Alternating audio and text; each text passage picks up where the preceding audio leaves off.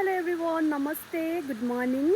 स्वागत छ हजुरहरू सबैजनालाई मेरो च्यानलमा। अनि हजुरहरू सबैजना सन्चो सुबिस्तै हुनुहुन्छ होला भन्ने आशाको साथ फेरि पनि केही दिन पछाडि नयाँ भिडियो लिएर आइसकेको छु साथीहरू। अनि आज चाहिँ मैले नर्सरीबाट भ्लग स्टार्ट गरेँ। आज चाहिँ एकदमै पानी परिरहेको छ, रातभरि एकदमै बेसी पानी पर्यो अनि अहिले पनि परिरहेको छ, आवाज सुन्नु हुँदै होला। र म चाहिँ यहाँ पर ऱ्याक्समा चाहिँ अलिकति पानी हाल्नु परेको थियो, सुक्खा सुक्खा भएको थियो नि त। ऱ्याक्सलाई चाहिँ एकदमै समय मिलाएर पानी हाल्नुपर्ने हुन्छ। अनि प्रणय जो मेरो हस्बेन्ड चाहिँ अलिकति बिसन्चो हुनुभएको थियो, सर्दी जुखाम भएर।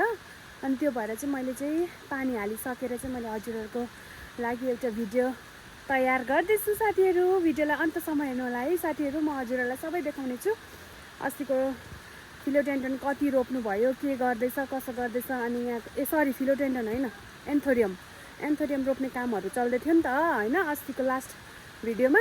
अनि कति रोप्दै रहेछ म त्यो पनि देखाउने छु। र अहिले यहाँको एन्थोरियमहरू चाहिँ कस्तो फ्रेस भएको छ म तपाईँलाई देखाउँछु। भिडियोलाई अन्तसम्म हेर्नु होला। ल हेर्नुहोस् साथीहरू, एन्थोरियमहरू चाहिँ एकदमै फ्रेस भएको छ, पत्ताहरू एकदमै हरियो। अस्ति जुन चाहिँ अब यो स्प्रे गरेको थियो है, त्यस पछाडि चाहिँ यसले एकदमै रुख फेरेको छ, मजाको देखिरहेको छ अझै। यहाँ हेर्नुहोस् न,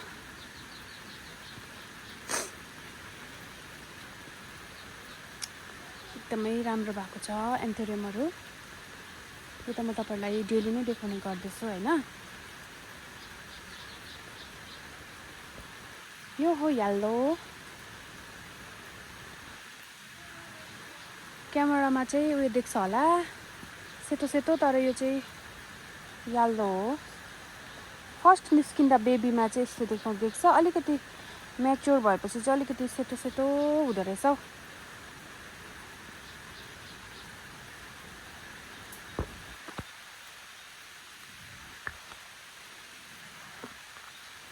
हेर्नुहोस् न,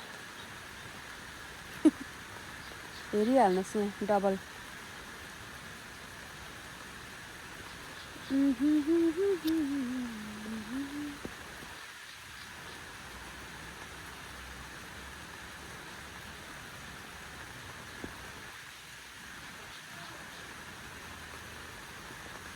यो चाहिँ हो डार्कमा छ, अनि यहाँ छ फेरि अर्को पिङ्क हो।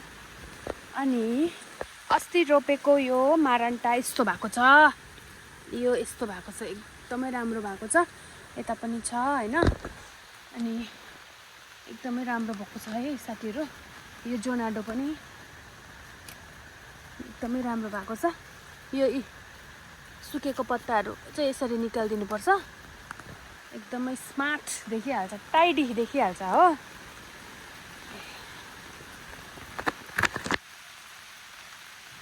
यस्तो छ।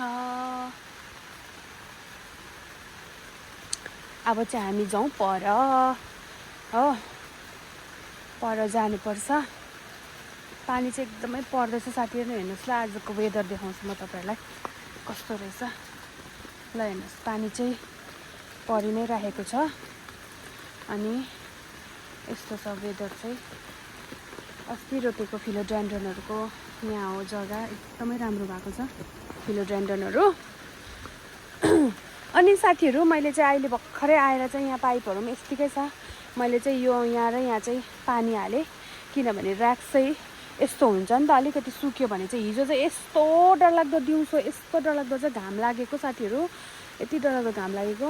अनि यो ऱ्याक्सलाई चाहिँ जोगाउनु एकदमै साह्रो छ।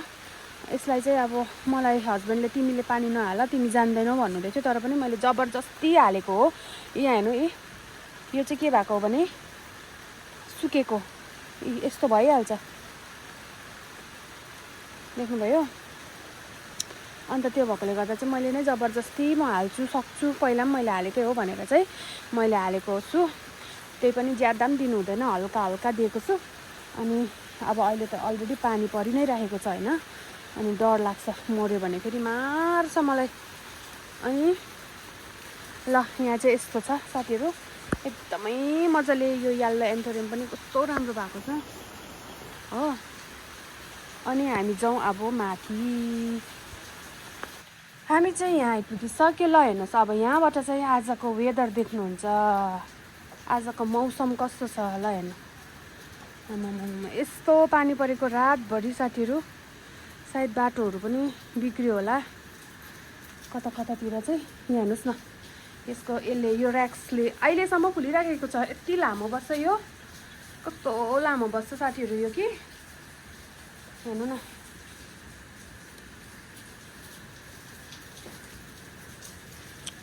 अब म तपाईँहरूलाई देखाउने छु एन्थोरियम। अनि पहिला चाहिँ म भन्छु के भन्छु भने, मलाई कतिजना साथीहरूले भन्नुभएको थियो एन्थोरियममा चाहिँ के हाल्नुहुन्छ, कस्तो मोल हाल्नुहुन्छ भनेर भन्नुभएको थियो। म तपाईँलाई मोल पनि रेडी गरेको छ, म त्यो पनि तपाईँहरूलाई देखाउँछु। हेर्नुहोस् ल, यहाँ हेर्नुहोस्। अहिले चाहिँ भट्टाभट एन्थोरियमकै काम चलि नै रहेको छ।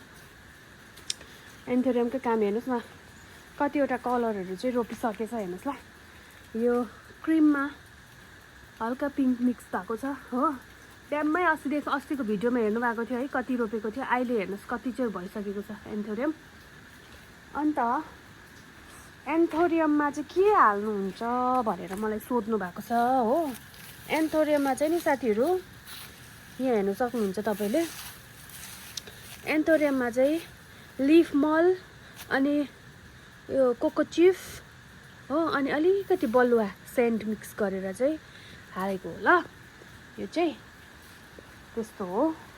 अनि यसरी चाहिँ टाइट गरेर चाहिँ हामीले चाहिँ यसरी चाहिँ रोप्नुपर्छ। यसलाई चाहिँ अब वरिपरि यसरी मजाले प्रेस गरेर चाहिँ रोप्नुपर्छ। ज्यादा पनि गाड्नु हुँदैन, यसलाई चाहिँ ठिक्कै यति यतिमा गाड्नुपर्छ ल।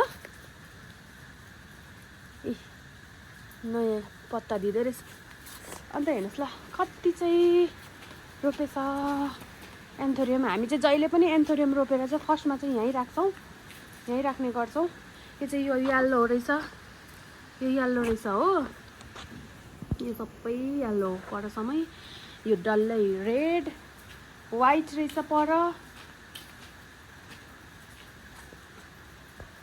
यहाँ चाहिँ भिडियो अलिकति अन्धेरो आउँछ साथीहरू, किनभने यो चाहिँ यो बिल्डिङ भित्र छ नि त।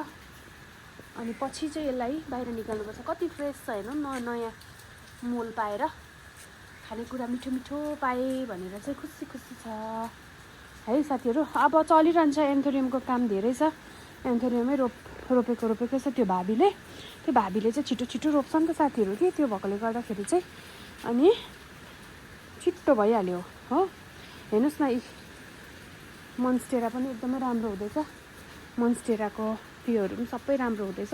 अब अलिक दिन पछाडि यो झमझम हुन्छ, म तपाईँहरूलाई राम्रोसँगले भिडियो देखाउने नै छु हो साथीहरू। यतापट्टि पनि यस्तो छ हेर्नुहोस् त।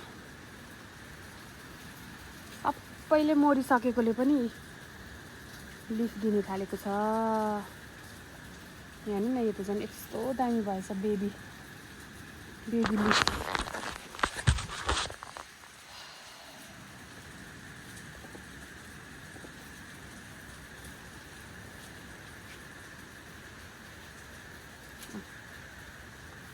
आज पनि यही काम हुनेछ साथीहरू।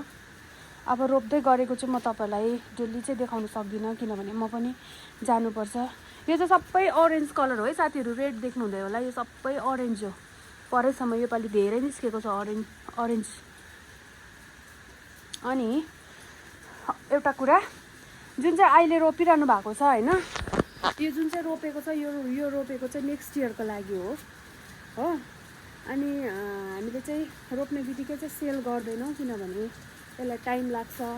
यसले जरा फ्याङ्नु पर्यो होइन, यसले राम्रो हुनु पर्यो, अनि मात्रै रेडी भएर 1 सालसम्म हामीले यसलाई पालेर स्याहार सुसार गरेर अनि मात्रै यसलाई चाहिँ हामीले नेक्स्ट इयर सेल गर्छौँ। पोहोरको साल यसरी नै गरेको चाहिँ त्यहाँ परेछ, त्यो चाहिँ योपालि सेल गर्ने हो है।